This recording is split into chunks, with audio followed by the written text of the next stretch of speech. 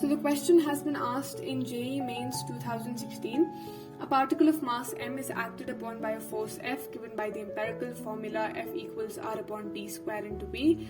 If this law is to be tested experimentally by observing the motion starting from rest, the best way to plot is. So we have to find the best way to plot the graph.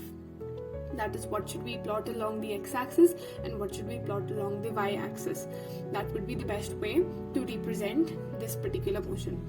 So what we're given here with is the empirical law of force. That is, force is given as r upon t square into v.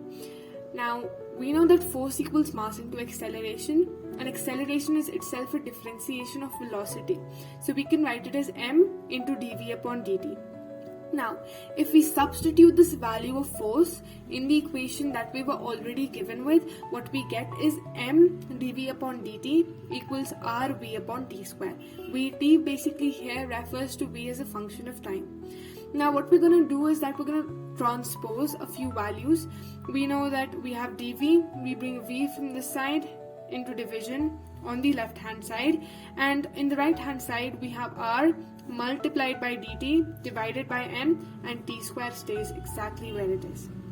Now this is the integration of 1 by v. So integration of 1 by v dot dv is basically ln of v.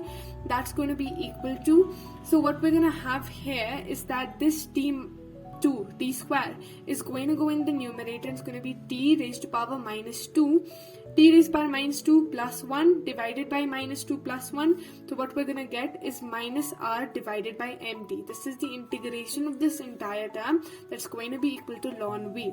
So what we get from this very equation is the relation between velocity and time. That is, ln of v is inversely proportional to time. So the best way to plot the graph between the x-axis and the y-axis would be to plot it between log of v and time.